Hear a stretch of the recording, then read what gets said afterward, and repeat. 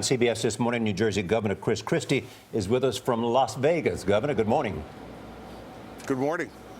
With Donald Trump and Senator Cruz gaining ground, is it essential now for Republicans in the center to come together and coalesce around one candidate as soon as possible? No, listen, I think that what you need to do is continue to make your case to the American people and our Republican primary voters about the safety and security of our country and who's best prepared, who's been most tested and is most ready to protect the United States of America and its citizens. And I think last night we made it very clear that my experience as a United States attorney, federal prosecutor, and as governor of New Jersey makes me the best prepared person to do that.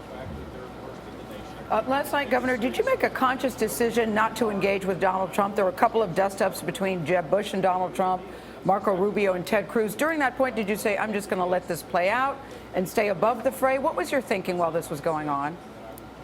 And my thinking was that the most important thing is to remember that our adversary, our real adversary, was watching last night from Chappaqua, New York.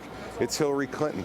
And it wasn't, I think, in the interest of our party or for our country to get in these little minor dust-ups and scraps that these guys get into, talking about the petty little things that they're discussing among each other. My idea is to keep the eye on the ball, make sure that we give the best person who can prosecute the case against Hillary Clinton in the fall, and I believe I'm that person. Governor, thank you again for getting up so early with us there from Las Vegas. I know it was a late night for you. I want to ask about one of the things you have advocated for, and that is a no-fly zone in Syria. Now you've indicated, too, that if Russia violated that airspace, you would shoot down that Russian plane. What would be the rules of engagement? Listen, the rules of engagement will be very clear. Nora, if they go into our no-fly zone after we have warned them to stay out, then they would be shot down. And the fact is that we need to have some clarity coming from the Oval Office and not, 16 pages of rules of engagement that a pilot has to flip through before they make a decision on what to do. You flying an American warplane.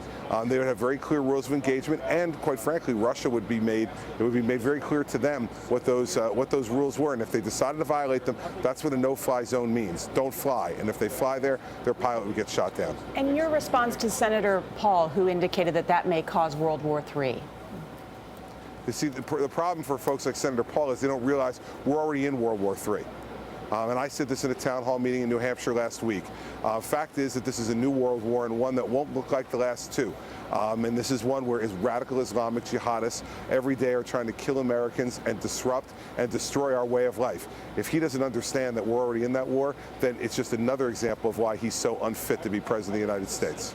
But if Russia is our ally against ISIS, should we be shooting down their planes?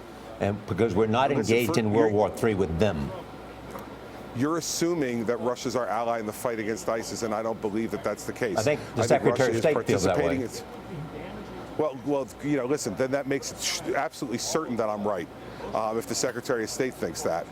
The fact is Russia's been stealing our lunch money the entire time from the Obama administration, from Hillary Clinton's reset button to going into Crimea and Ukraine, and to the activities they're doing in Syria to prop up their puppet, Assad. And so ISIS is simply not being attacked by Russia. Russia is in Syria along with Iran to prop up Assad. Governor, how would you get rid of Assad? About that, Charlie. Governor, how would you get rid of Assad? Listen, I think that's something that's got to be the product of talks between our NATO allies with us and our Arab allies in the coalition. But not Russia? The fact, though, is that enforcing... Listen, Charlie, I know that you're obsessed with Russia this morning, and I'm just simply not. I don't think Russia has earned the right. Governor, you're the one talking about shooting down their planes. No, well, Charlie, you asked about a no-fly zone.